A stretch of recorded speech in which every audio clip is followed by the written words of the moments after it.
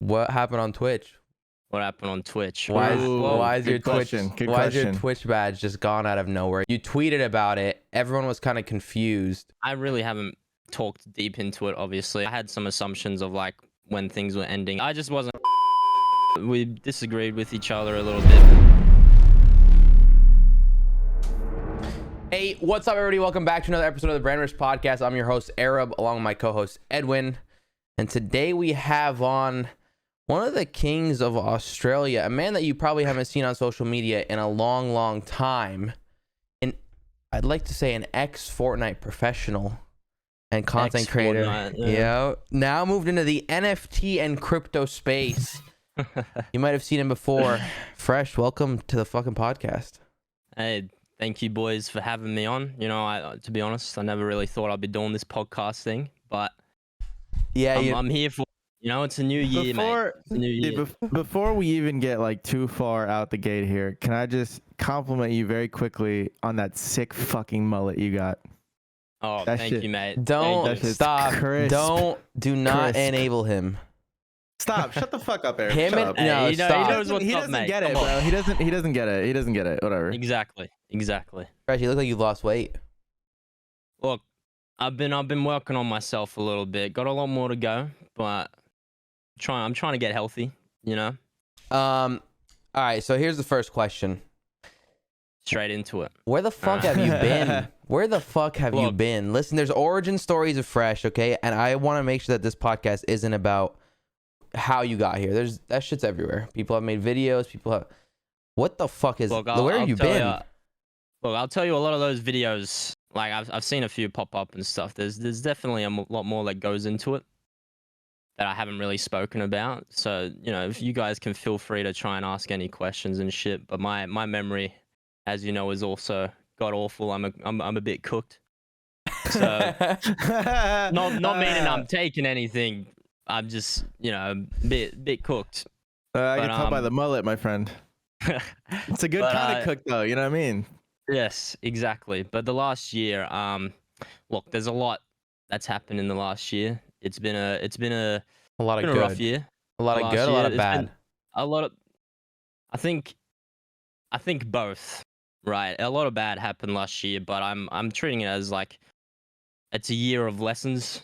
You know, I learned a lot this last year. I'm ready to come into 2022 a lot more fresh, and you know, I'm starting to get back onto track. But yeah, there's a lot of shit that went down last year. I mean, can you elaborate on some of that shit, or what's good? I can, but there's some stuff that I prefer just to not talk about. Oh, of course. Okay, can I start with one and see if this is one of them? Yeah, go for it. And if you say no, just say no. What happened on Twitch? What happened on Twitch? Why is your question. Twitch badge just gone out of nowhere? You tweeted about it. Everyone was kind of confused.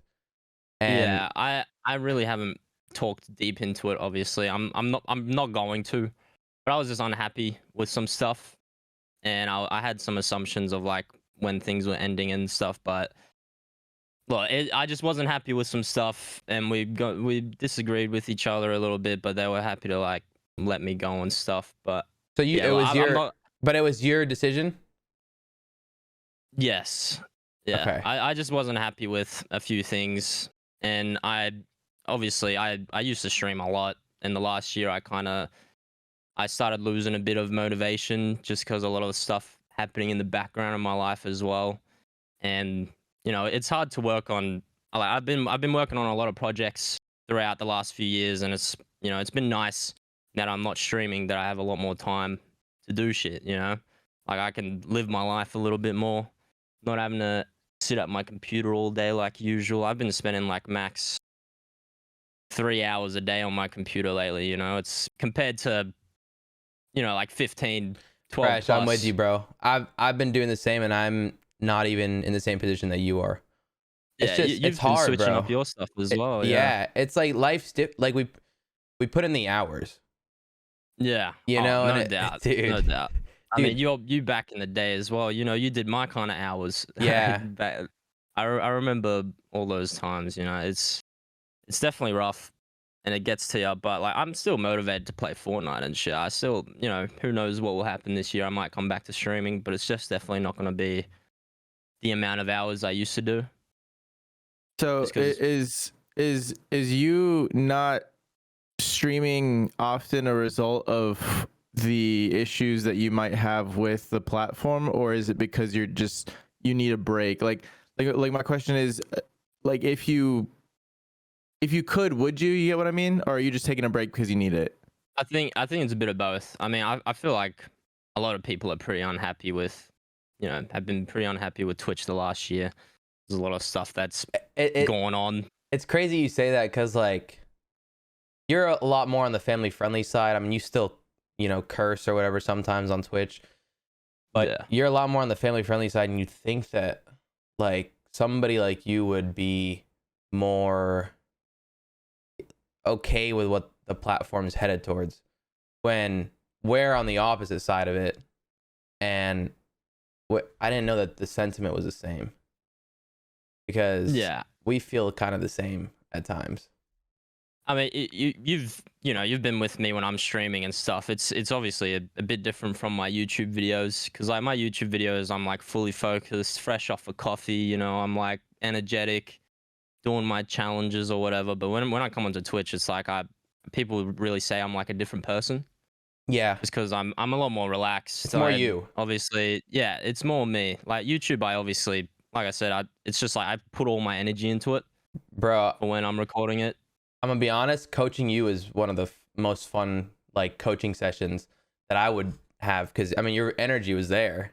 Like, you're just chilling, we're fucking kicking it, you just play whatever, and we crack jokes for like 3 hours. That's all it was. Yeah, look, I just needed you, mate. Those cups, man. I don't even want to think about it ever again. Those solo cups, man. Bro, we had a good run. We started off pretty hot too. Oh yeah, far out. What was it, like fourth or sixth place? Sixth place in FNCS solos. And not dude, bad. You want to know when my chat started going, Fresh wants you to coach him, or you should coach Fresh or something, I was like, holy fuck, I've never coached somebody like in front of this many people. This is like, it's like, you step it up right now, Arab, and this is a grand finals, or you fucking be a pussy. I was like, all right, fuck it. And then we did it. Kind of like just straight into it, eh? Like, yeah. Dude, I gotta say, I was a lot more like, we watched some videos earlier today that like you were the topic of, just to verse ourselves a little bit in what we were know what to talk avoid. About. Yeah, and the funny thing is, like, I'm like in and out of the Fortnite space. Like, I'm not really like, I don't really give a shit too much. And when I first heard about you and like your name and like what you did, like as far as like just like content Fortnite stuff, I thought you were like way older, and I thought you fucking probably sucked, right? And like today we watched these videos, and you're actually an absolute unit, right? So now I'm a lot less impressed by what Arab did coaching you, because I thought he was really helping out a bot, but in reality, you could have done it without him, is what I'm trying to say. Look, I've done my hours for playing professional, like that was like my goal majority of my gaming, right? Just to be a pro, just to be one of the best in the world. And I feel like I got there at one point. Obviously not during like peak competitive and stuff, but I feel like I definitely got up there. I'd like to argue, Fresh, that you're one of the most natural born clutchers in the history of Fortnite at this point so far. Dude, there was something about watching when it's just you alone with attack. He goes, I don't know why. He knows, bro. He knows. Well, attack's my baby. It's, I don't know. It was a flow state, bro. It was a flow state. Yeah. When Fresh is alone with attack, you just see him dropping like fucking 10 kills by himself in endgame, and it was like it's like watching Benji with a spaz, and it was just crazy. How's your love for Fortnite right now? I like it a lot. Mainly, I feel like what's really clutched for me this chapter is obviously the web shooters, right? The Spider-Man. Because your like content on YouTube is casual, rather, as opposed to your Twitch, which is competitive. Yeah, and look, I'm not really the happiest at the moment, because majority of the time I'm getting an SMG in my head, and you know, I'm not a big fan on the spray metal, but you know, I think Fortnite's in a pretty good spot at the moment, to be honest. Wow, that's an Well, uncommon opinion. I feel like. no, but keep in mind what he said. Casual. Yeah. Casual. So Fair. Fresh isn't streaming anymore. He's making YouTube videos. And so Yeah. how does your day look like on a from beginning to end with creating content? You still upload daily on YouTube. Yeah. Do you come up with those ideas? Do you have a team that comes up with those ideas? You go into the office. Well, what happens? How does it all work out? Yeah, well, I work from home now. I'm in the house I got last year now. I'm pretty much settled Congrats in on that. finally. I appreciate it. You built it, right? Or did you? No, we renovated like a lot of it. Sick. So it took some time. But wait, what'd you say again? So so when you wake up, what's your schedule like my for day. because you Okay. upload early as well, or Yeah. you record early. Yeah. And who creates those ideas? Is it still you? No, I have a team behind me now. Like over the last couple years, because I used to do it all by myself, like talking to my thumbnail guy, my editor, For sure. uploading it on my own channel, and all that. But now I do have a good team around me. They'll come up with ideas. I'll hop on. There'll be some options for me. I'll play around with the idea to obviously make it what I like and what I think will do good. And I record it. We talk about title and thumbnail ideas. The team works on that. I like confirm what ideas I like and stuff, and then we just shoot it off.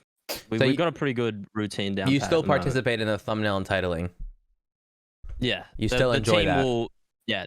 I like the team will come up with the concepts and what they think, and then if I have like an idea, I think I'm always gonna obviously put it in and Yeah, stuff. because you did it yourself to get to that point. So like Yeah. you know what's When popping. When you say team, do you mean like an agency, or do you mean like a team of people that you like kind of put together? Team of people I put together. Team Fresh, Nice. mate. Team Fresh. My man. Do they all have mullets? It's fucking Enchway by himself, bro, and well, he's just yeah, fucking and- Just Enchinoy. and he's fucking dropping EDM tracks. He's like, "Yo, Fresh, you should use this as your soundtrack." Bro, you ever make music with him? You ever like help him out or anything, or? Well, Since he I asked feel that, like let's move on to only- that chapter. Well, only people that really watch my stream consistently would know that I've loved music for a long time, and for the last couple years, ever since Jake Brawlater, Yeah. he's someone that moved over from Canada to live with me when I was in my apartment about 2 years ago, and he's like a fanatic about music. He loves DJing. Like he can sit on a deck for fucking hours and hours just sitting there, and I started getting into DJing, and then obviously I met Nick, who's a producer who now lives with me, and we moved in. He's living with me now in this house as well, and he's pretty much been teaching me over the last couple years to produce, and we've been doing some stuff. It's one of the projects that I've been working on for a while, but obviously it's a hobby. Music's not easy to But make it was at a all. hobby for of KSI at course. first, and now Yeah. it's his main gig kind of thing. Yeah, but I'm not like singing or rapping or anything, Yeah. Like, Yeah. You're like producing. Yeah, it's a whole different genre. It's like electronic dance. Neither's TS Kind of though, thing. so like you know. Dude, Yeah, that shit is definitely hard to. You either have an ear for it or you don't. You know what I mean? Some people just. But well, as a kid, I was always I never really listened to like hip hop or anything. I was all just like dubstep, hard style. yeah. That was like my music growing up. So I've always just been into it. You fuck with Fisher or what? Yeah. Well, Fish has got some good. He's got some tunes. He's got a couple good tunes. Bro, there's like a conspiracy that he doesn't make any of his own music. Yeah. Oh, I'm not gonna talk about that. Bro, but you know what? He's a great fucking character though. Everyone loves him. He's got You know what I mean? got the personality for him, man. He's Did you did you know about Fisher before he was like a DJ, like when he was like a surf announcer and shit? no, I didn't know about that. Bro, like I'm pretty sure a lot of my friends, like, cause most of my homies surf, they all knew about who he was before he started DJing because he was just always on the mic at like surf competitions, like just going ham, and like I think that's why he got picked up to do that shit, to do shows. You know what I mean? Yeah, he's got he's got the personality for it for sure. I've heard from multiple people he's a funny guy. I've heard some funny stories. Yeah. Fresh. So you're into music now under the tag Harley, right? Harley Fresh. Yeah. Harley Fresh. I got a YouTube channel just sitting there. Really? I got everyone because I thought I was gonna commit more time to it a while ago, but it's just, dude, I'm telling you, bro. At some point in my life too, I want to take an entire year off and just like only make music for an entire year, because I'm into that shit too, bro. Like, look, like fucking right in front of me, I got this bitch. You have 500K subs on this motherfucker? Yeah, I do. Is 500K just casually? Zero videos, bro. Zero videos. It's just sitting there. But he's got. I can't even get a plaque for it. They won't let me have one. Why? Because I haven't uploaded on it. Well, that's fair. Yeah, it's fair. It's fair. It's like big YouTubers are just making new channels and get as many plaques as they could. It's completely fair. I'm not worried about that, you're actually almost at 1,000 videos on your main channel. You're I did not know that. 7 videos away. Thank you for letting me know that. Actually, yeah, because you need to make a 6,000th video, pussy. Yeah, definitely. Dude, 1,000 videos is crazy. That's like a crazy. Lot, bro. That's a lot. Put it into perspective for anyone listening. That's a video a day for 3 years straight. Assuming you don't have any private, but you probably have a bunch private as well. Oh, I'm sure there's a few private. We all have some private got a few shit that I've had to private. I'm pretty sure, just from some issues, obviously. How old are you right now? I'm 19. Oh my god, I turned 20 in 2 months. March 5th, mate. Yeah, bro, he's got to fucking grind. Yeah, dude, he's killing it. Holy shit. Oh my god, 19, bro. And it's kind of fucked up of you, Edwin, to have that partner blanket. For this. True. This is the first ever podcast that you've had it behind you. Like, that's too soon. Feels bad, man. Come on. So fresh content. You've had a rough year. You're saying you're still enjoying the casual side of Fortnite on YouTube, whatnot. But you also enjoy the music. I've talked to you outside of the podcast, and I know, how good of a personality you can have when it comes to showing off you. All right, you, the team around you, whatever it is. Do you have any plans to shift into that kind of content? Similar to how Logan Paul shifted from family friendly or crazy not family friendly, like kid style vlogs, to over the years, Impulsive now is basically like he says whatever the fuck he wants on it. Even so, he doesn't upload on YouTube much anymore, but he has a Maverick Club where he kind of shows his life, where he films everything back in the back end, behind the scenes. Do you have any plans to do that, to shift your? Because you can't play Fortnite forever. That's the reality. No doubt. I mean, yeah, I definitely Logan's a very smart guy. What he's done is very good. He's in a great position at the moment. I definitely would love to go towards that. Like this year, I'm definitely focusing on branching out more, and not obviously just sticking to the one game. Definitely want to incorporate some more stuff, announce some more projects that I've been working on that's backed by me and stuff. Definitely, and I do want to go towards more IRL as well. Do some dumb shit, like Nick and I. We'll go do some dumb shit. You say you're working on some projects. I'm gonna reach here. Is one of them an NFT? No. Really? No. I've had a couple ideas like that I've wanted to commit on, but it's just like it's such a risky space with just how people are with it right now. It's like I've been obviously reached out to like multiple projects, just like I'm sure you guys have as well. Yeah. To like be a part of them. I've seen like some great teams. I've missed some massive opportunities from just saying no to stuff, but the longevity of your own channels like matters more. Yeah, it's just hard. I don't really like to connect my name to any projects and stuff like that. It's just like it's too risky. Yeah. If it all goes to shit, all of a sudden you're the guy that. Man, that would just feel so fucking bad. You promote this shit to your entire audience. They all lose money. Like they have you to blame for it. Like that would suck. Yeah. Dude, like if go ahead. Well, I was just gonna say, like, if I've always said if I'm ever gonna join a team or commit to something, it's obviously going to be something that's I think is perfect, something that I know is going to work. You know, we can bring out the proper utility and stuff, not just, you know, chuck some art up, buy it, do another collection drop, do some fucking like, oh, retweet this for a whitelist bullshit. Like, it's bro, yeah, you have a lot of fucking NFTs, and I don't think people actually realize how many NFTs you fucking have that are worth a nuclear fuck ton, more than people can imagine. Obviously, you like tweet, you know, sometimes that you have your Bored Ape Yacht Clubs, you have them as your profile picture or whatever, but you're sitting on like 8 Bored Ape Yacht Clubs, right? I got a few. 9. 9. 9? Yeah, you own 9 of them. He has 9. And for anyone that doesn't know, the floor price on those, the minimum is like 300K. Yeah, well, I don't like talking too much about that stuff, you know. About the monetary value you're saying, or about the NFTs? Yeah.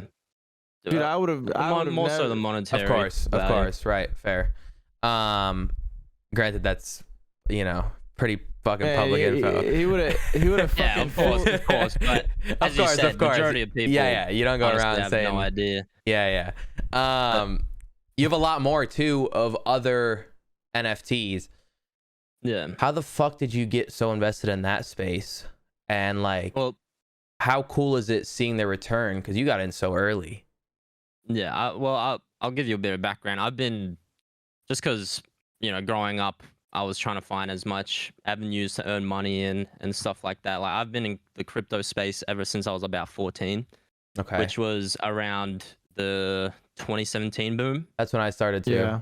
Yeah. And I was just, you know, I didn't really know anything. I'm joining like these signal groups that are like, oh, buy this looks good. Yeah. I'm like, all right, I'm doing that. I'm setting an alarm to wake up every hour, you know? Really?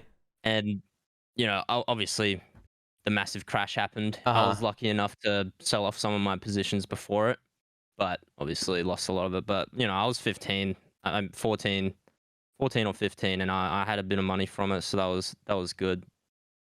And yeah, go ahead.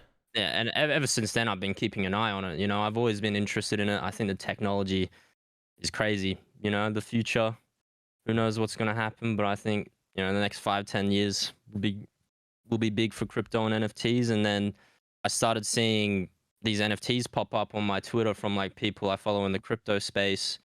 And I just started diving in, right? I started just learning all about it, looking at all the opportunities. And like, you can ask Nick and Shwe, I was spending, like early last year, I was having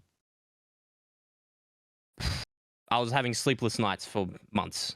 Right. Just like looking at it, shopping around, looking for opportunities. And obviously I ended up getting a big bag of a bunch of blue chips, and I've just been sitting on them ever since. What does that mean? Elaborate. Like blue chips? Yeah. Well, it's like the blue chip NFTs, like Bored Apes. You know, there's the number 1, number 2 crypto NFT in the space. Like you refer to like a high value like stock that's like really reputable as like a blue chip stock. It's either a blue chip or a pink slip, but they don't really do the pink slips anymore. Pink slips are like bullshit. Yeah, like it's pretty much impossible for me to lose on my investments. Dude, did you? When did you like because that had to have happened last year at some point. So like, what month were you just like all in on it? Like, what month did it happen? You get what I mean?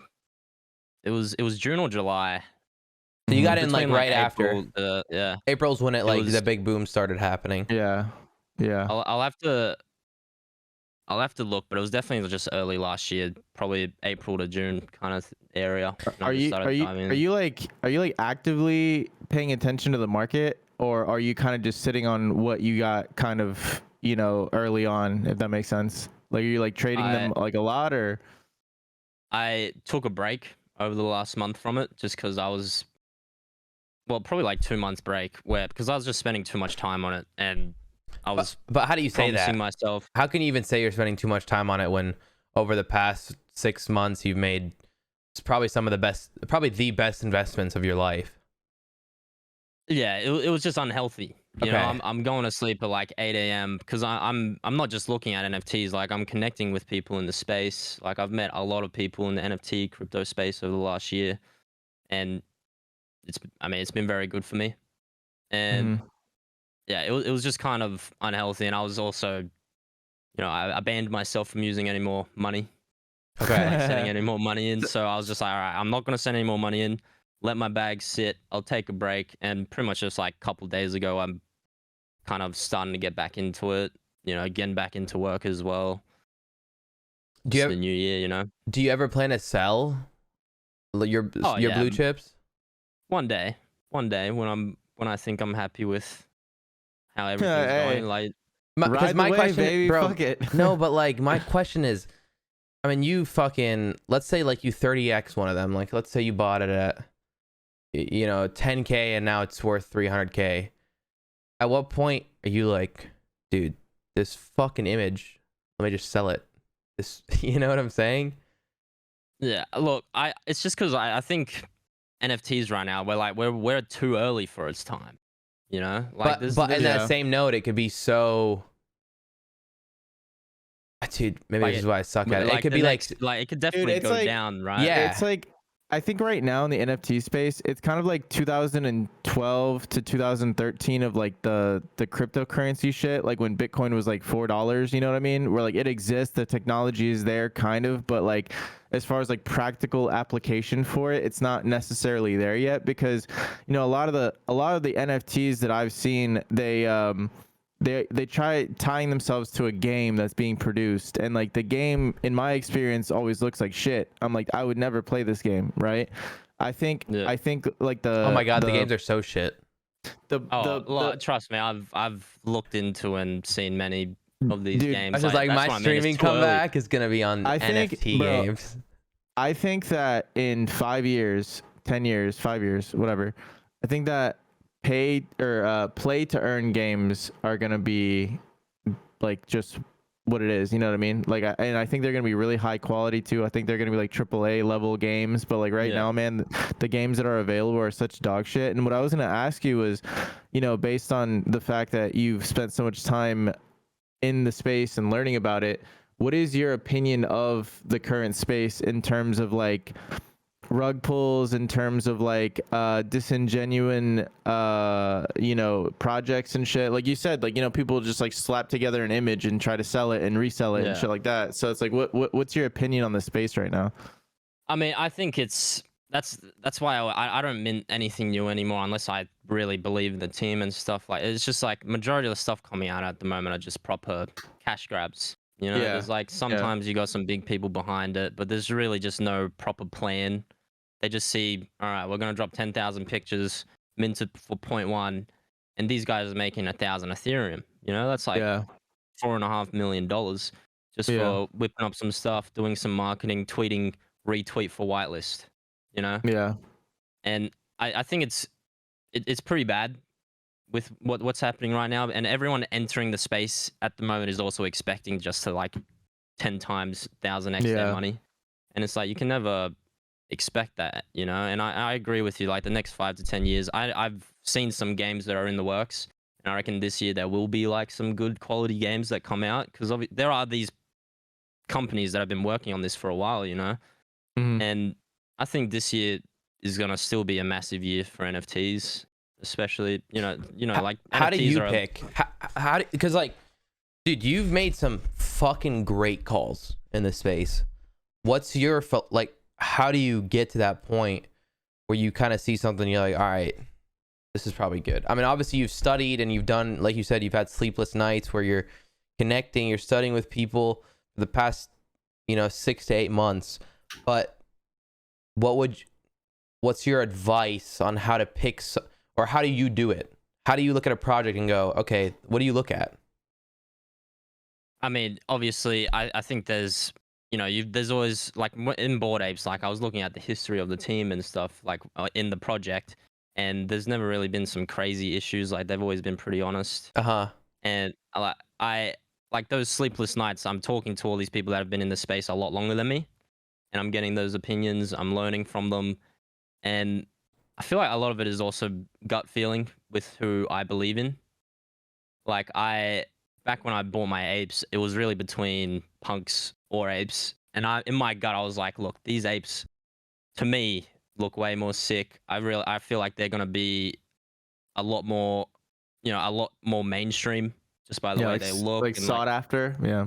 yeah. And I mean, as you can see, all these celebrities are getting into it through like MoonPay sponsoring them and stuff as well. But it's just like that people do think these apes look cool, the ones that invested into it and stuff. Like,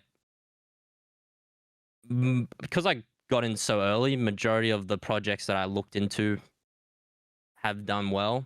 But I've also had a shit ton that do bad. It's Dude, not like I'm always on. Of course.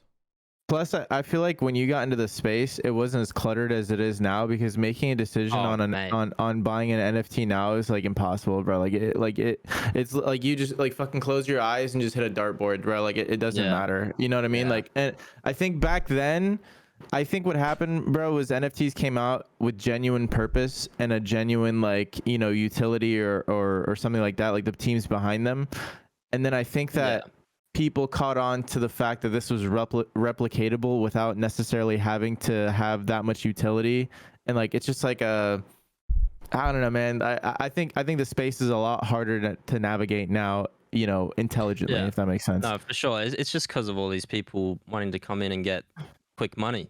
It really is. Then no one are really doing like proper research and stuff. Like obviously, all these projects that have started a long time ago, like these projects weren't selling out in minutes. Like people weren't making like money like that, these are people that actually want to make something cool.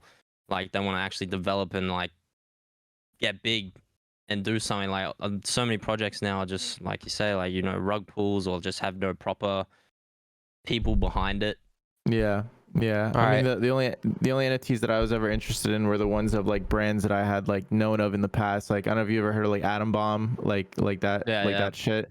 Yeah, like just brands that I know have been around since I was a kid, and like they're getting in the space. And dude, I think the craziest thing about last year was the weird coincidence of like NFTs popping off and then like the metaverse existing as well. Like the metaverse just like popped up out of fucking nowhere. Like Mark Zuckerberg just woke up one day and metaverse it. And it's just crazy how like intertwined both of them are, but how independently they were both created. You know what I mean? Yeah, like I said, I think the next few years are going to be insane for the whole space. Like, NFTs are not just art. It's a proof of ownership. Like in the future, NFTs are going to be for everything, really. It's just, that's also the other thing where people have a misconception of that, like NFTs are exclusively art. NFTs is just the process of like ownership. You get what I mean? Where like it's not exclusive to it being a piece of art. That's just how it's being utilized currently. You know what I mean? Yeah, I mean, you just got all these people that are just going around trying to screenshot and reply and all this shit. It's like, look, like I said, like NFTs are definitely too early for its time. Not many people understand it properly.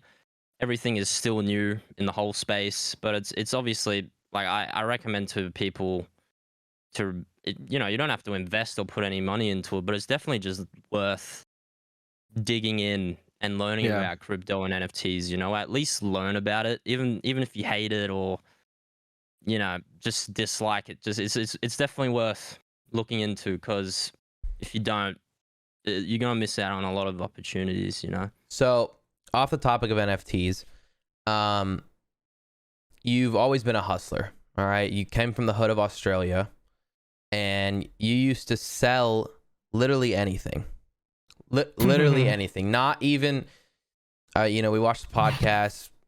They were like anything, and in their head they were thinking drugs, but no, you literally sold anything. Like if somebody needed a fucking game from GameStop that they couldn't get, you would go get it, give it to them, and then they'd pay you a fee on top, and you're hustling, right? Figuring out ways to make money since you were a kid. So, from there, you've adapted, you've built up your crypto since 2017. You've been in the space. You had this massive success on YouTube and streaming. What other portfolios have you diversified your income into and invested into publicly? Well, I've been into, like, I have some stock as well. I have some people that do that for me.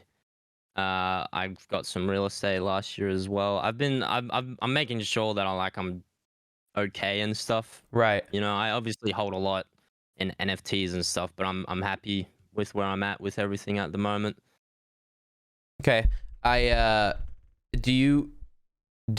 People do that for you, the real estate and how do you get into that space? Because like real estate is the way people create like wealth for generations, right?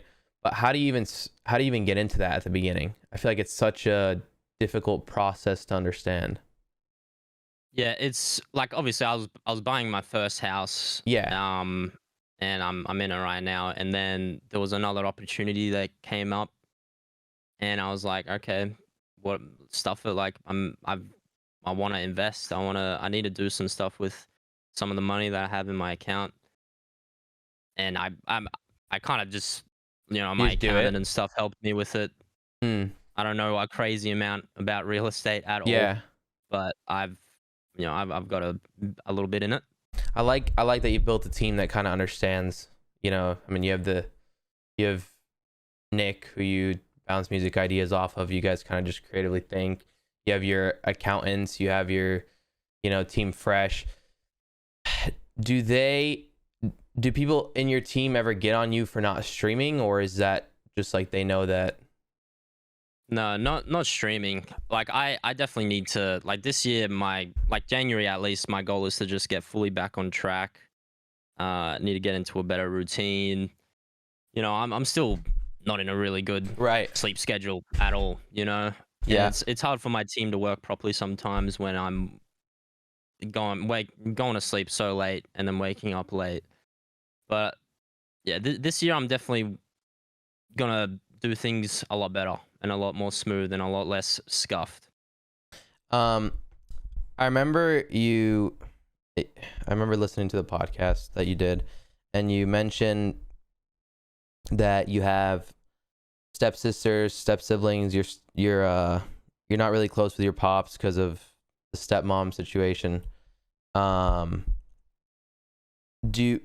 Now that you have like all this success, has that changed the way that they treat you?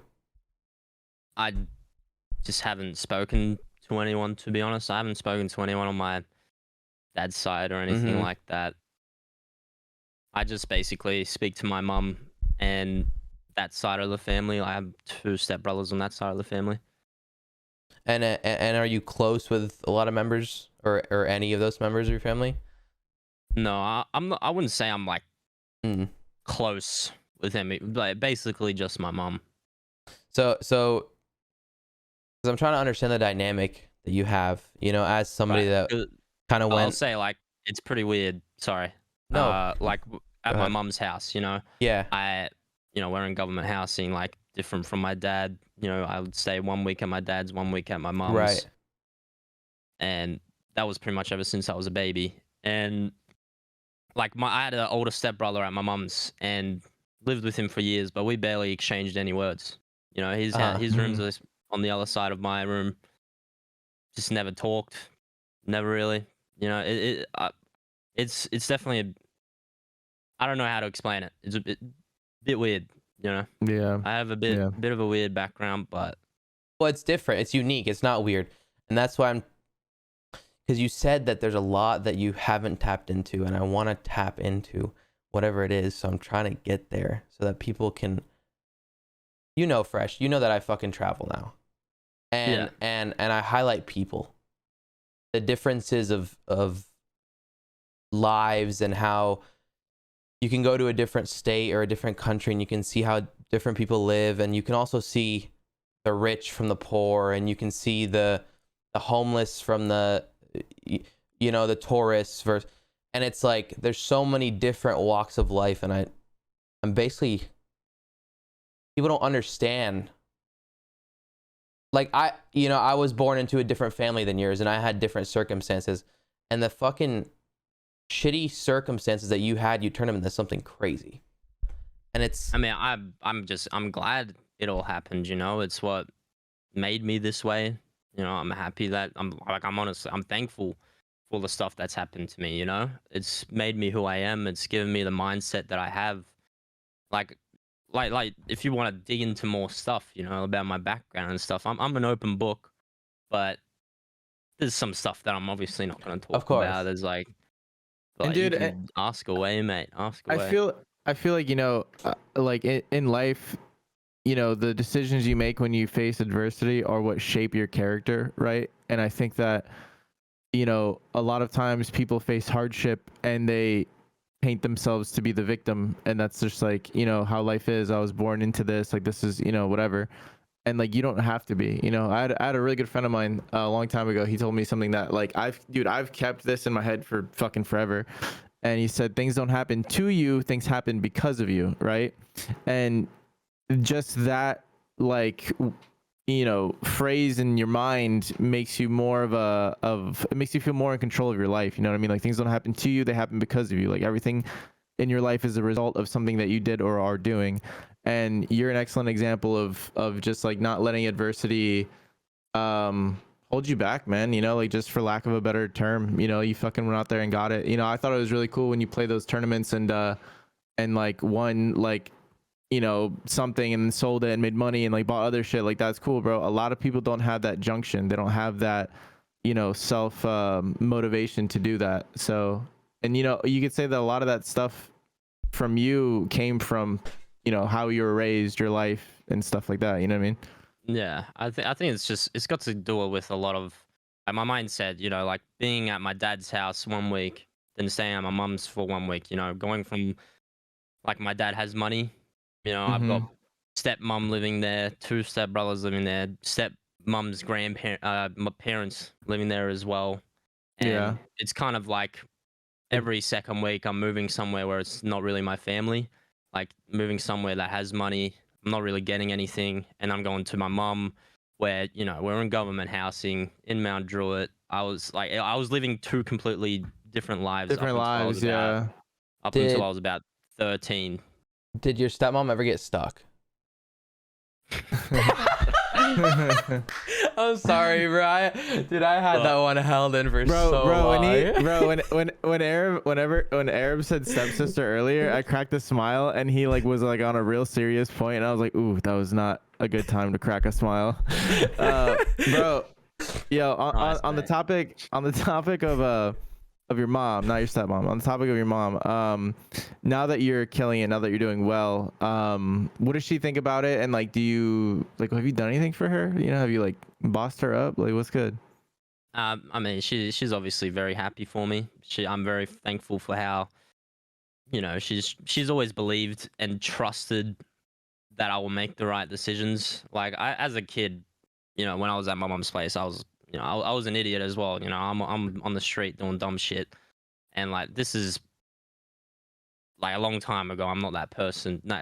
Don't do any shit like that anymore. And dumb shit. Don't even go into it. Dumb shit. Just dumb shit. Well, not yet. Go into it on your own podcast when you make that shit. Yeah. Before you even answer the rest of the question, give me an example of some hood rat shit. He can't yet. He can't. He hasn't. I'm a different person now. I'm sure I'll touch on more specific stuff of my background one day, you know. But yeah, look, I'm trying to get back on track at the moment. You're trying to put some years in between. You know what I mean? You're only 19, bro. That had to have been like fucking 2 years ago. my man's hitting licks 2 years ago, bro. This is like 3 years ago. Yeah, dude, shut the fuck up, bro. He's just trying to put some years in between it, dude. Nah, hey, it's fair though. It's fair. I mean, anyone that knows me like 3 years ago, I am a literal complete different person. Like, I've matured. Now.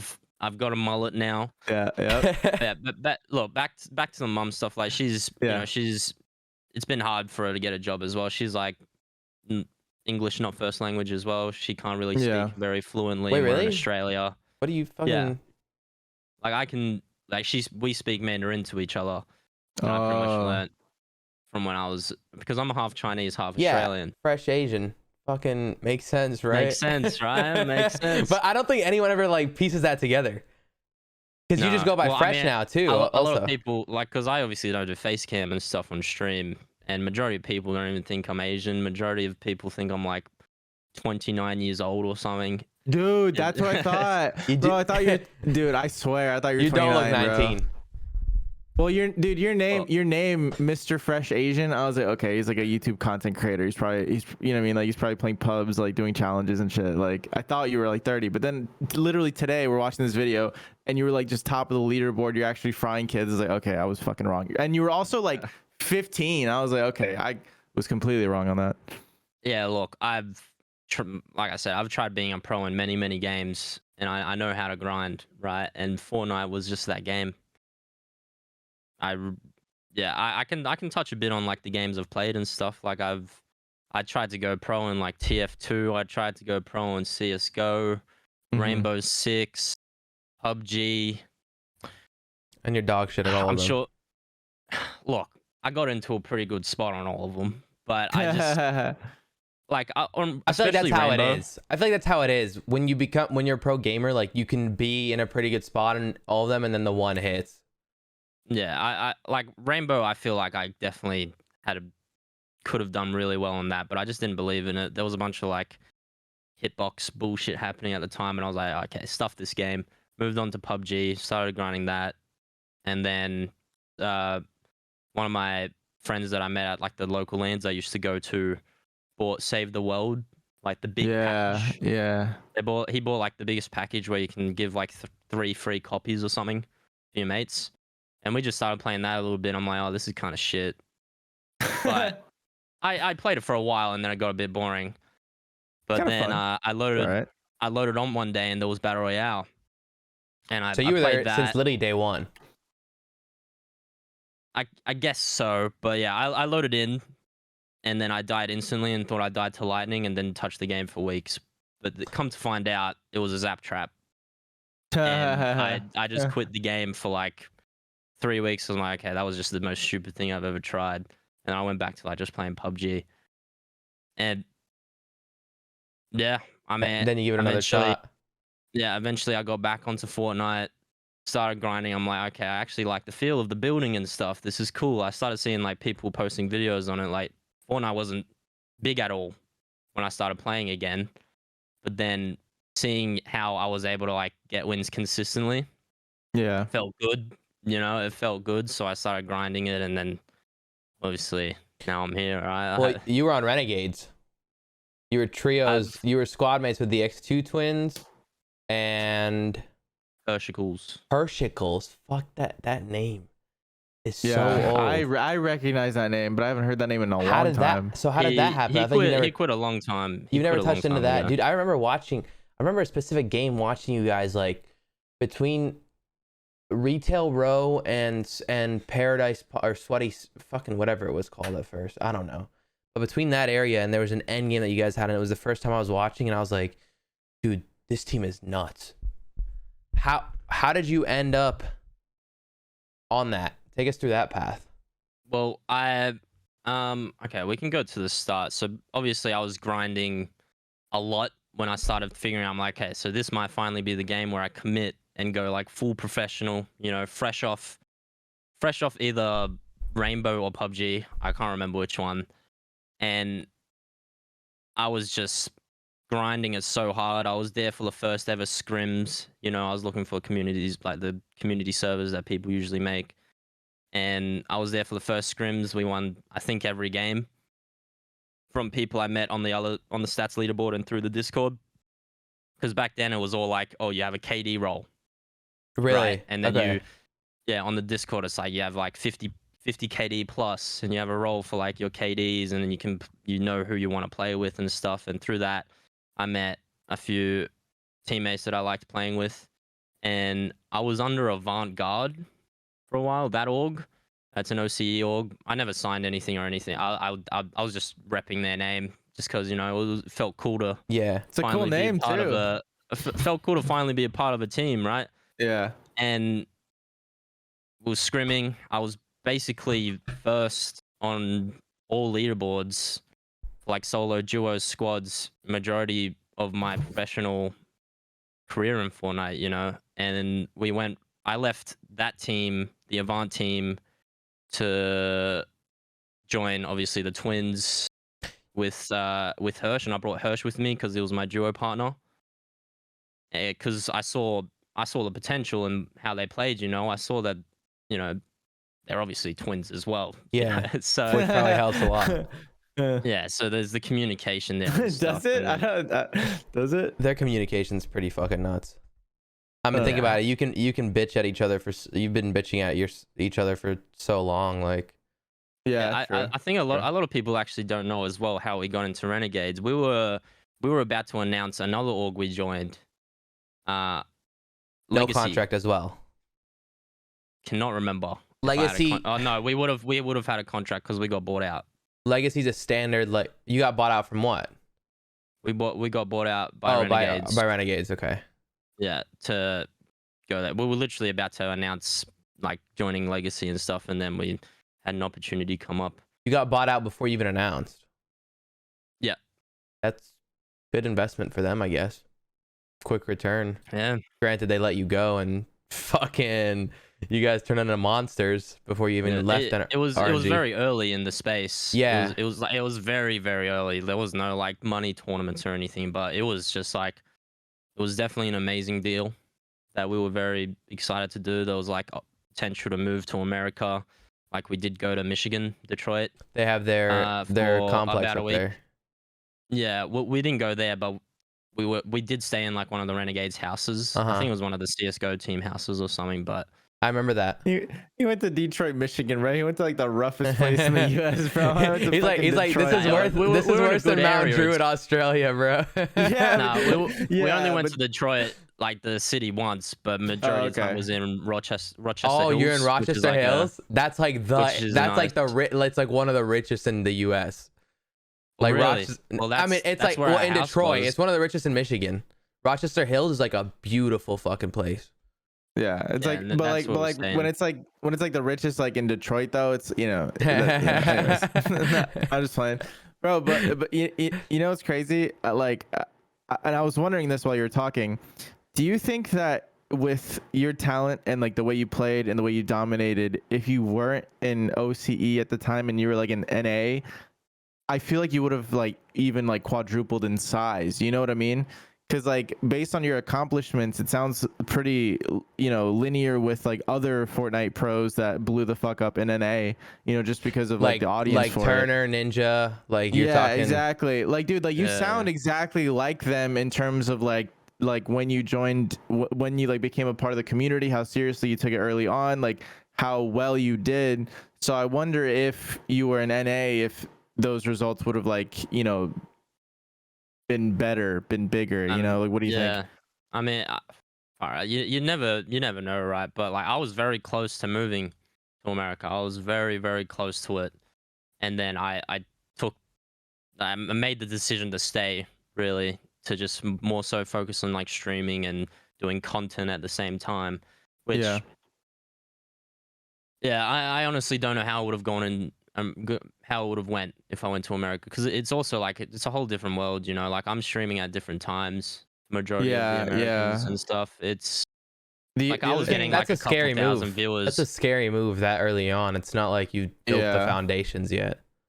The other thing I was gonna say too is like I wonder if if you would have been as good in relation to the skill pool in NA. You get what I mean? Because like when you're they always say it's better to be a big fish in a small pond than like a little fish in a big one, right? So it's like you dominated OCE, but I feel like there's always been like a bit of a mentality that like NA is like the best area. So it's like that's also a variable as well. Who knows if you would have shined as bright. So yeah, I mean, well, like NA and EU are obviously much bigger than OCE. There's a lot more people that that's right, want to make it. There's a lot more people that want. There's a lot more people that want to grind compared to OCE. Yeah. Well, I think the beauty of OCE is like, dude, you guys have some fucking moguls, fresh. No, we do. Like there are some people that are very committed. The big dogs are all Australian. Yeah, literally. Yes. Yeah. The biggest like Fortnite YouTubers, like all Australian for real. You have fucking Laserbeam, you have Lachlan, you have Muzelk.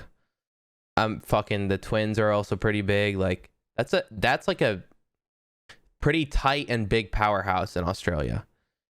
Which we don't really like. There's no when you think about like North America, we have like Ron. Oh, you have Aussie too now. In North America, we have fucking Ron and Clicks.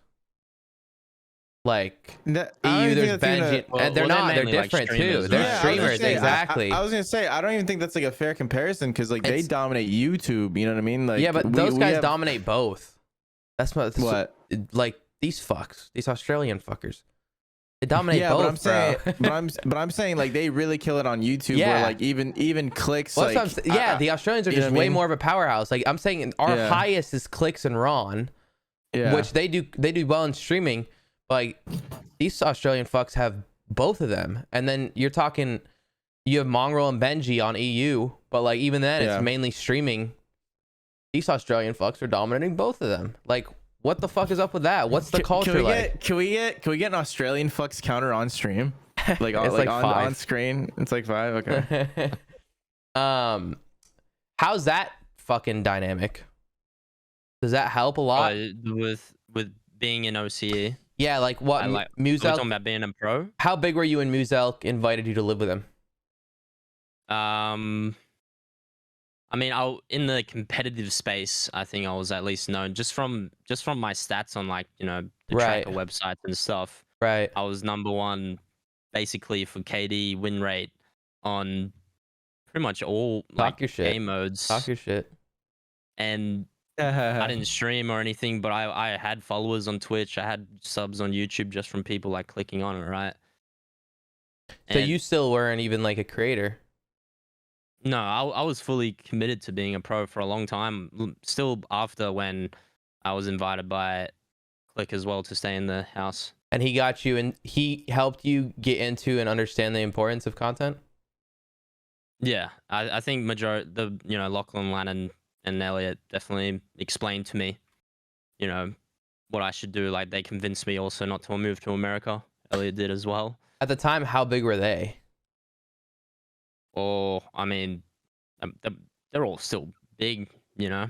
Obviously not as big compared to now, but they were still known YouTubers. Right. So it was like, it was an opportunity you couldn't really say no to. No, I was still very stuck on being a pro. Like, I was pretty stubborn about it for a while.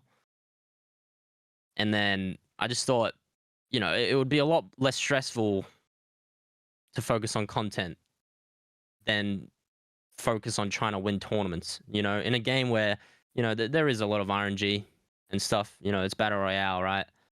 You can be the best, and it's just I thought about it, and I was like, I think content creation is the better option, and I can still be a pro at the same time, like I have been. You know, I still can place in tournaments. I mean, I probably wouldn't be able to now, but for a long time, I was still placing well. I was doing good numbers streaming and YouTube at the same time as well. So I feel like my goal definitely happened. You know, my choice to do content creation, I did what I wanted.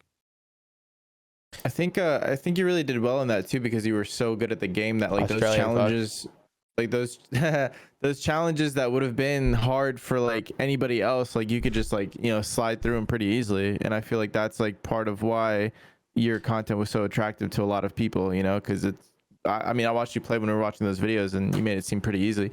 But like aside from all of that, dude, like, because, you know, we talked about how, you know, last year was a little rough, you know, NFTs, this and that, like you don't really play Fortnite as much anymore. Like what now? Like, do you see yourself playing another game? Like, where do you see yourself like in the next year or two? Like, do you have any plans for like the near future, etc.? Like anything like that? You know what I mean? Well, you said, because you did mention, let me add on to that point. You did mention now if you tried to play that you probably wouldn't be able to win tournaments, or, you know. I think it's just I'm saying that because I'm not playing as much hours, anywhere near as much hours as I used to. Like, I'm still able to do these challenges, but like I've been doing them for a long time. They're still hard, but I don't know. I'm nearly at 1,000 videos. You know, I've done a lot of challenges. But this year, like I said, last year was a year of lessons for me. A lot of things happened last year, and this year I'm ready to just get back on track. Like, I do want to get back into playing some more. I do want to get into a better routine where I can fit in the other stuff I'm working in as well. I think this year, like I said, I just definitely want to get back on track. The second half of last year was definitely very off and scuffed for me. Yeah, I think we all kind of felt that, dude. I think, I think shit got kind of weird when Twitch released like the earnings. Like I feel like that, dude, like that was just kind of, I don't know, like shit just kind of weird. Like I don't Well, know. they didn't release it. It got fucking hacked. Okay, well maybe they should pay their security people more money. You know what I mean? Come on, bro. That shit happens, Amazon, bro. That shit happens. Yeah, right. Does it? Has it happened to Facebook gaming? Has it happened to YouTube gaming? I don't think so. Anyways, my point is, I think that's like when shit got kind of fucking weird, bro. Like I feel like even like the general audiences were kind of weirded out by that. But I'd have to agree that the second half of last year was a little odd. I think just in the space in general, because everyone seemed to just fucking start hating gaming. Like the last like 2 months of the year were pretty grueling, dude, as far as like trying to stream a game, you know? Well, I honestly have no idea. I've never really until I only ever watched Twitch and YouTube a lot before I started working and doing Twitch and YouTube. But like, I don't go on Twitch at all. I don't watch many streams. I don't watch a lot of like. That's how it is. Watch gaming YouTube videos. So I really am not caught up ever. When you start doing your own thing, that's what happens. Yeah. Yeah. It's like you only watch to study. Yeah. Do you watch it all to study content? No. I used to, but until I felt like I knew what I was doing, I just didn't really watch let me ask you this. at all. Is there a passion for your content still, or is it more like, all right, this is kind of my job, I like it a little bit, but are you natural? Like, I've been making videos since I was fucking, since I had a phone in my hand or my dad's camera.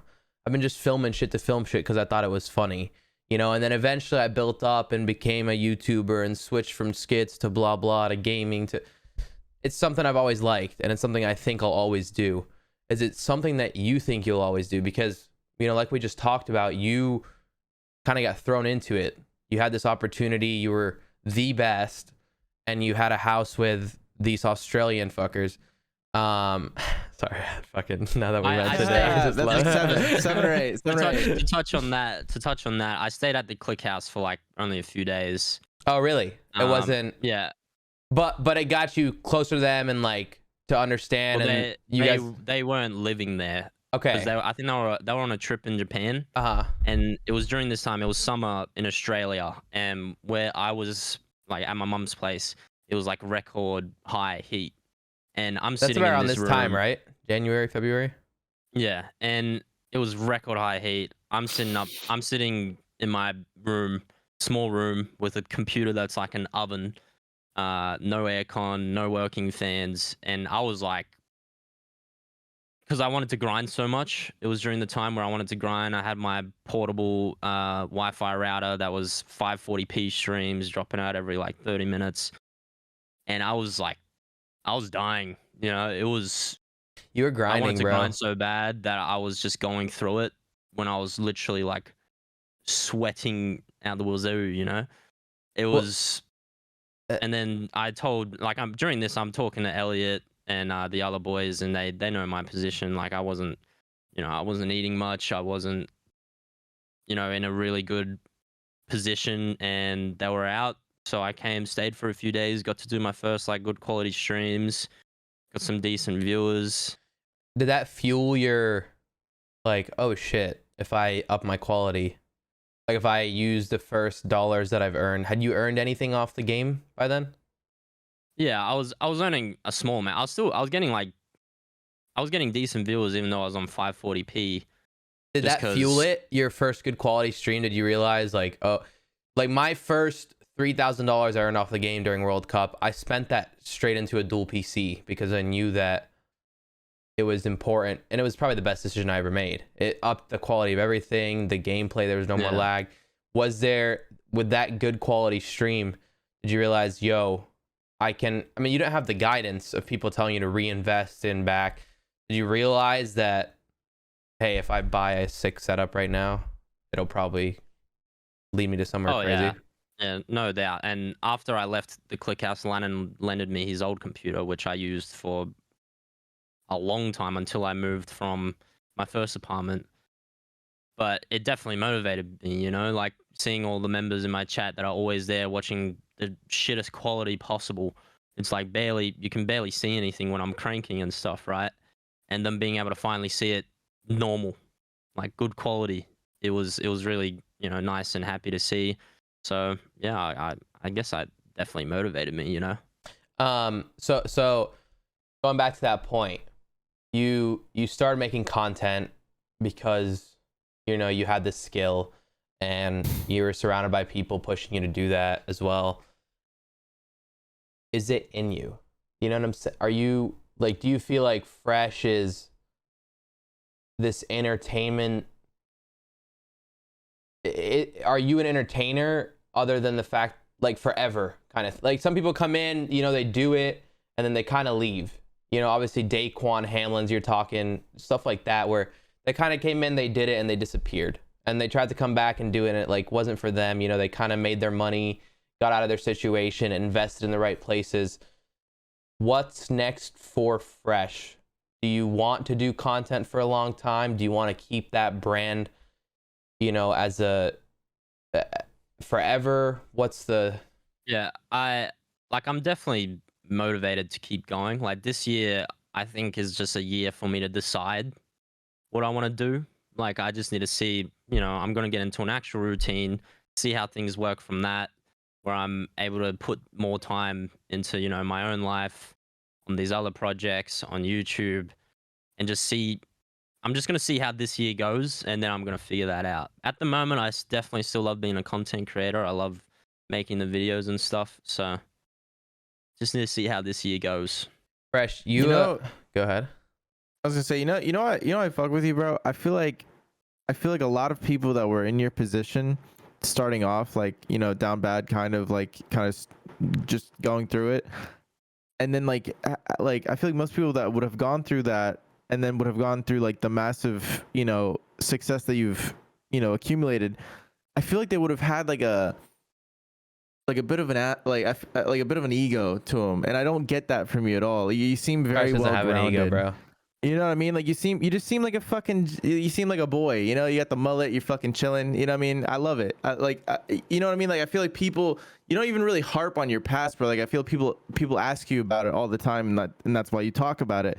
But I feel like if you never got asked about it, I feel like you would never talk about it. You would just, you know what I mean, live life type shit. It's really like my past thing, my mindset is like, you know, like I said, I used to be a completely different person just a few years ago, right? It was completely different circumstances. And I've kind of just, throughout my life, I've learned just to forget a lot of things, like a lot of my past and stuff. Like like I said to you at the start of this, like my memory is cooked. And that's why I say that, because I choose to just not think about it. I choose not to like think about the past and like what's happened and all that crap. Like I said, I'm an open book. If people have questions, I'm here to answer it. But I don't want people feeling bad for me or anything. Yeah, like I said, yeah. I'm thankful for what I've been through. You know, I'm thankful that it happened.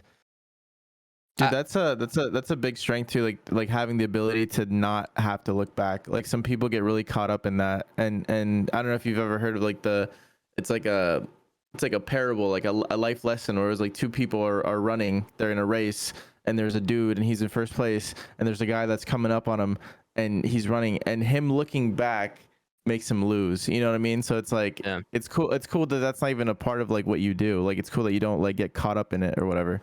Turns into a fucking ball of salt. I've had a lot of people close to me telling me that I should go see therapy and stuff. And why? I did try it last year. I was always like, oh, like I don't need it. I don't want to do this. But, you know, like, I don't know why, but a lot of people just wanted me to go. So I did it. And honestly, it wasn't that bad. Like, it was nice to just, you know, get asked about things. And like, I'm like, during this conversation with my therapist, I'm remembering all this crap that I've just never thought about in years and years. And you know, there's always people that say like in the future, like you never know if this stuff's all gonna come out. You can say it, just know that whatever you say here stays between us and the internet, and the only reason we'll ever tell anyone is if you want to hurt someone or you want to hurt yourself. Go. Wait, what? Wait, Like, what? We just saw that on something. Oh, me and him watched the fucking stand up, bro. We watched the stand up. Well, that's what the therapist says before she starts, or before he starts. That's what they say. Yeah.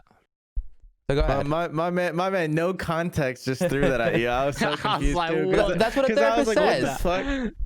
That's what a therapist says. So whatever you say they right got their now, rules. whatever you choose to say, stays between us and the internet.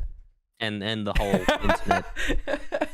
Dude, I'd like to say that I fuck with the fact that you went to therapy. I fuck with the fact that you felt like it wasn't that bad, because I really do feel like if there are some things in your life that people notice that maybe, you know, you're visibly repressing or just like ignoring, like I feel like sometimes talking to somebody who's an unbiased party, not somebody who's in your life, isn't the worst idea. I think that therapy can help a lot of people, you know what I mean? No, do you think it helped? Do you think it helped you, or are you like indifferent about it? I think it was good, but I don't think it's, you know, I don't think it's like changed me or anything. You don't seem like you need it. Still, yeah, I have one on Friday. I have a session on Friday. I haven't gone in months because of COVID and stuff, but you know, I think it's just good. You know, every so often, just go there and chat about whatever's going on. You know. Yeah. I don't know. I always, and you know, maybe I think a little differently, but I always felt like paying someone for you to tell them your problems like kind of took away from it. It made me feel like, I don't know. That's why I never believed in therapy. No, but it's not that, dude. That's not at all what happens. These people, the good ones, right? They have an education in helping you come up with word associations and perspectives in your mind that shift the way you think about a certain subject. So it's not that you're telling them your problems, it's that you're telling them your problems, but then they help you kind of change your perspective on it being a problem or this or that. You know what I mean? It's like a lot more than that. I think that therapy is good for a lot of people, man. You know, I think more people should, you know, look into it. I think a podcast would be good for you, Fresh. Me doing one? I think you should, bro. I totally think, and I know you're gonna do one. I know you and Nick are gonna do one within the next year and a half. I think I'll do one day. I think it's gonna be something you do soon. For me at the moment. I think it's something you're gonna end up doing in like a year to 2 years. And maybe the reason I think of it differently, obviously, you know, a different background, whatever. But I also, I mean, we talk to people, and I'm an open book as well to people, right? Like I have no fucking secrets to hide. Even the bad parts of my past, like I tell people. Obviously, I had a different past than you. It wasn't, you know, I wasn't fucking on the streets. But just like talking to people, when you're an open book like you are, you know, like we are or whatever, I feel like it's easier to just tell your problems to people on the internet and then realize that other people have had the same issues. You know, when you see it in the comments and they're like, yo, that's crazy you said that because I thought it was only me. You know, like we had a podcast with Ron where we talked about depression and stuff, and Edwin said some shit on there, and all the comments were like, wow, Edwin, you really, you know, I thought it was just me thinking that way, and it was like hundreds of people. So dude, it's like the thing about therapy too is like if you don't have a need for it, like you wouldn't see why other people have a need for it. You know what I mean? Like if you I get why people have a need for it. Yeah, I just think that it's like you there's like coping mechanisms that people like you have figured it out. Like you figured it out by yourself. Other people don't. Like I remember when I talk about it every once in a while, but I had like a panic attack one time. It was the first time I've ever like broken character, if you will, right? Like in my own mind, I was like, what the fuck is going on? You're not the main character. And I had a friend who goes to therapy, and I talked to him about it because he, you know, similar things. And he told me that anxiety is like when like the best way to get rid of anxiety, or like what they usually do is like exposure therapy, where they expose you to the thing that makes you anxious to the point where you realize you're not gonna fucking die. You realize like shit's just straight, you know what I mean, after the fact. And what's it called? What was his name? The vice president, the last vice president. He believed in that shit. The exposure therapy. Clue, mate. Who? Yeah, Who was Trump's vice president, bro? You guys are the ones in damn America. Yeah. Come on. Mike Pence, he Yeah. believed in that shit. The exposure therapy that keeps you straight. I don't get it. Whoever's listening gets that, bro. And he believed in. Well, it's called exposure therapy or something, and it's meant to. Boo! Stop. Get Stop, off the bro. stage! Boo! I'm telling you, whoever's This listening like that. This one. motherfucker just tried telling a joke that he didn't even know the fucking parts of the joke. He's like, "Oh, what the fuck's his name?" Do better, dude. Come on, do Fuck fucking you. better. Fuck you. Boo! Boo! You Down need some bad, fucking bro. therapy, you idiot. Bro, you said it. You're like exposure therapy, and it like keeps you straight, like thinking straight, and that's literally what. Like he got a lot of shit for believing some exposure therapy that keeps you straight. Oh, the shit where it's like Yeah. Oh, okay. And that's okay, literally okay. that's like literally what it's called. That's not exposure therapy. It's like where they send you to a fucking camp to tell you that being gay is wrong. Like that's not the same fucking thing, dude. Anyways, that joke aside, I think that going back to what we were talking about, I think that being more vocal about that shit's important too, because some people freak the fuck out, bro, and ruin their own lives by not being able to talk about what's wrong. You know what I mean? Like, fuck. Yeah, and you're right. I'm not saying that I don't understand why people go to therapy. It's just like you said, I don't. Yeah, you don't get it. Because well, no, I talk to people online, so it's different. You have So that's different why coping mechanisms. You know what I mean? Right, but I'm saying like, well, Fresh is here, and Fresh also has that platforms, and I'm telling him how much mentally it helps to just be able to talk to different people and like hear those perspectives from so many people. Like that's Here's the danger. Here's the danger in that, though. The danger in that, I feel like, is if you have a platform and you lean on it for comfort, you'd be surprised sometimes when they don't help you out that way. You get what I mean? Because like, for example, let me give an example. That chick, me and Arab were laughing our asses off today because we watched a crazy public gangbang on Twitter. Did you see that? It was crazy. Were you on Twitter today? No, I wasn't. This chick got banned. Let me fucking read it. Let me read it. This chick got banned, and she basically tweeted like, "How come Twitch doesn't give us sick days off?" No. Let me. Yeah, paid sick days off. Paid sick days off. Dude, I read it and I thought it was a troll. I read it and I laugh. In my head, I laugh at that shit. I'm like, this is one of the best trolls of the century. You have it? You pull it up? Okay. Yeah. Hold on. It was a gangbang. It was Oh all my of god! It was all of Twitter. God! She deleted it. Did she? She deleted it. Yeah, she deleted it. That's so funny. Was she just getting like roasted Bro, or what? no, she was saying like, oh, like I fucking have I have COVID. it. I have it. Okay, Got banned for watching Forged and Fire on stream. I have COVID and don't feel well enough to entertain. Twitch does absolutely nothing for sick days or time off. I have a $4,000 vet bill to pay when I pick River up. I'm so upset right now. I just want to cry in a ball. Me, I mean, dude, I felt the empathy at first. I was like, okay, here's a lot of problems. She's venting to Twitter. I didn't even read the Twitch off days. Listen, bro. See, and this is an example of when it goes wrong. See, she's venting. She's trying to find some solace. I get what you're saying. In her mind, she's not wrong. In my mind, I read it like that, bro. I didn't even read the sick days off. Dude, I was like, this poor girl is just. I get what you're saying. This poor girl is just fucking tweeting her problems, bro. And there's 100 quote tweets, and it had like 60 likes and 100 quote tweets, and I was like, what? And I clicked it, and then you started laughing, and I was like, oh. Dude, listen, bro. So now put yourself in that headspace where like you're fucking sad. You have a $4,000 vet bill. Like you have a loving community, or so you think, and you're like, you know what? I'm gonna tell them that I'm having a bad time today, right? And they might fucking help me out. They might, and then she reads it, and they all tell her to fucking end her life. You know what I mean? And then it's like. You know what I mean? How's that for therapy, genius? I get what you're saying. That's a great example. You did well with that one. That could have been better time, because you're so right.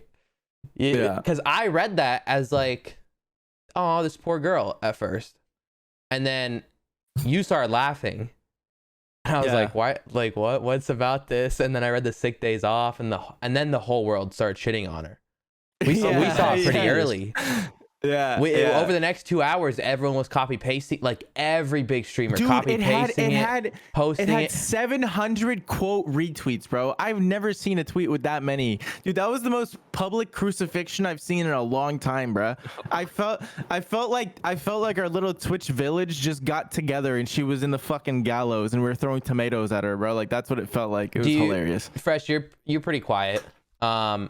Do you? I mean, I didn't see this, so I well, no, not on that. All right. I'm just saying, like, this is a different point. This is a different point. Do you ever have plans to show the world like who Harley is rather than who Fresh is? Do you have a desire for that? Well, what do you mean? So what like, do you mean by like outside of what I talked about, we talked about like shifting your content eventually, but I never asked you if there's like a desire for people to be able to like see who you are behind the scenes outside of the Fortnite content. Yeah, I think it's definitely, I'm eventually gonna get to that, right? I like I said, I want to definitely move into more like IRL stuff, and I think some of the projects that I'm working on will show that. Oh. Yeah, it's just there's no I'm not digging into anything like that. But no, don't dig in. Just move the dirt and just give it a little swipe. Yeah. Yeah, dude. I just wanted to see, the future of Fresh. I wanted this podcast to be less so about your past. Obviously we tapped in a little bit, which is good, but I want people to, you've been silent recently, like on social media for the most part. Yeah. Other than your Christmas giveaways and shit. And I wanted people to, I don't know, get a kind of closer look into Harley, because we talk. I mean, we've talked off stream, we've talked through text or whatever, and yeah, there's okay. Can you blame him though? Like if I had like fucking 9 Bored Ape Yacht Clubs, I'd shut the fuck up too. I wouldn't say shit. That's what not all he say? has either. He has like 30 mutant apes. How many apes you got? Whatever. Chill, man. Chill. I can pull up your fucking NFT profile right now. Bro, what do you mean chill? I got a decent amount. Bro, I'm about to fly to wherever the fuck you live and murk you, bro. Can I tell you something? Dude, I felt fucking happy for him.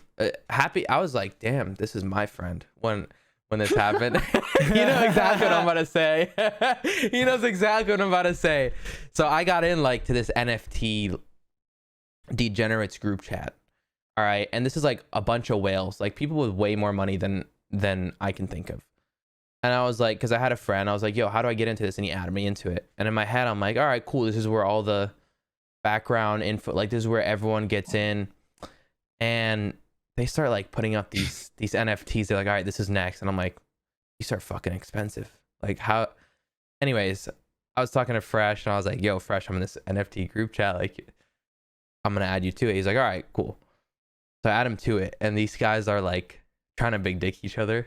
Like who has more NFTs of like Bored Ape Yacht Clubs or whatever. So one guy like puts in 2 and the other guy puts in like 3.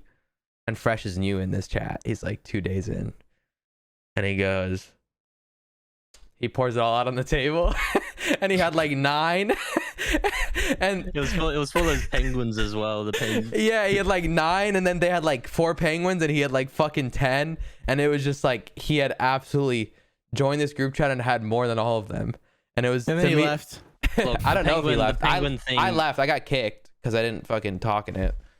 I think the chat just died, honestly. Did it? Okay, maybe I didn't get kicked. Maybe it just died. I think I'm still in it. It just no one just stopped. Dude, man, listen. On the note of that shit, bro. I want to get into that space more than I have been. Like I bought like 1 or 2 like to support a friend or whatever. But man, I just feel like we talked about it earlier, where it's like such a convoluted space right now that it just I'm gonna wait till it settles down, bro. It really does feel like really really early Bitcoin, and I honestly don't think that.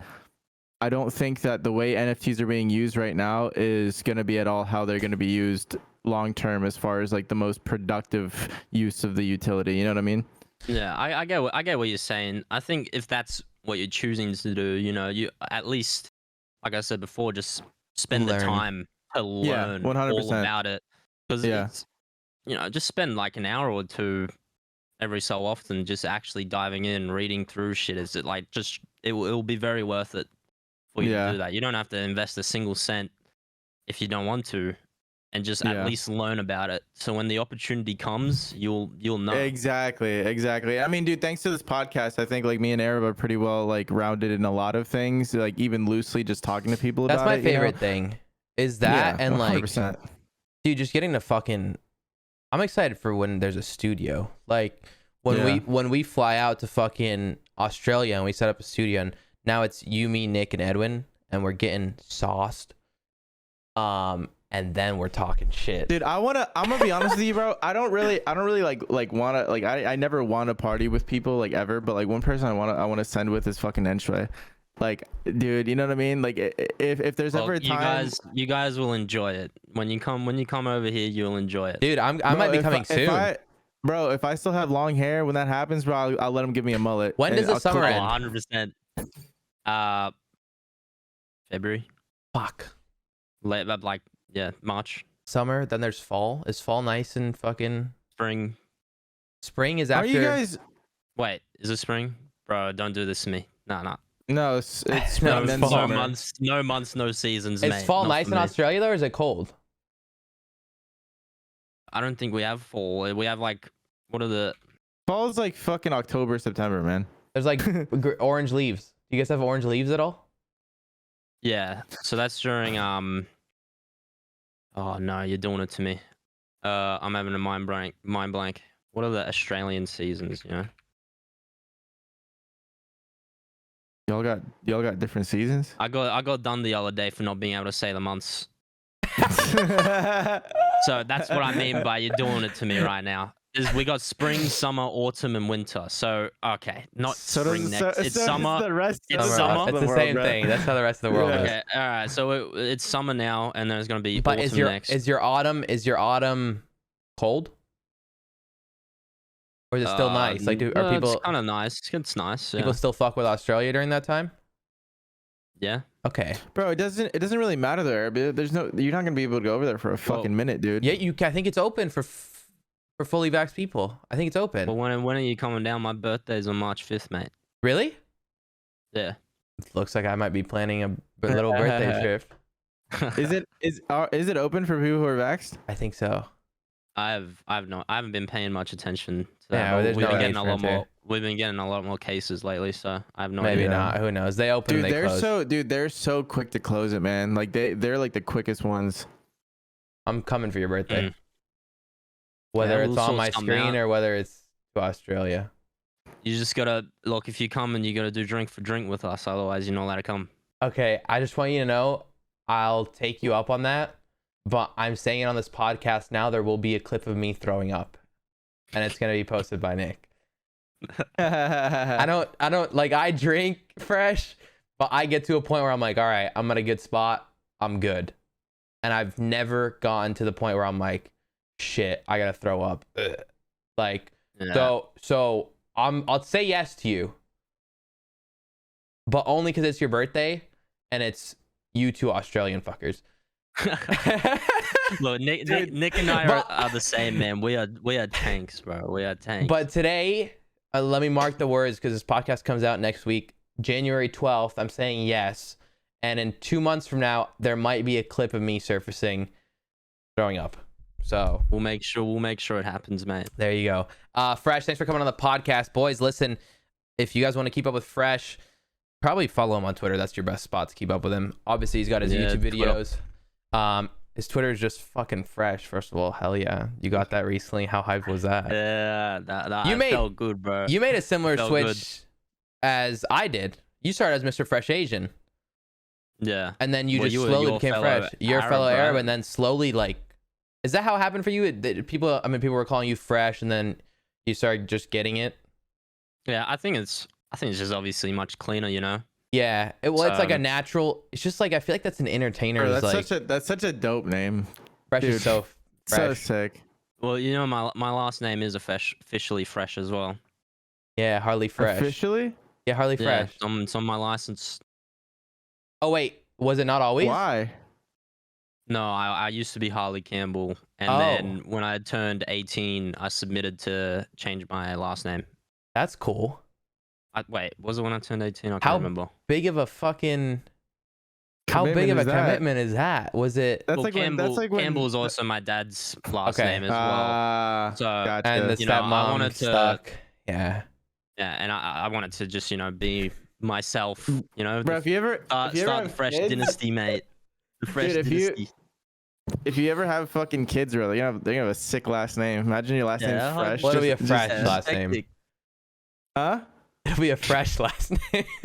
On that note, guys, listen. If you're on Spotify, End it. Apple, or YouTube, or on all those platforms, thanks for making it to the end of the podcast. Click the links in the description. We'll see you guys the fuck later. Peace. Thank you for having me, boys.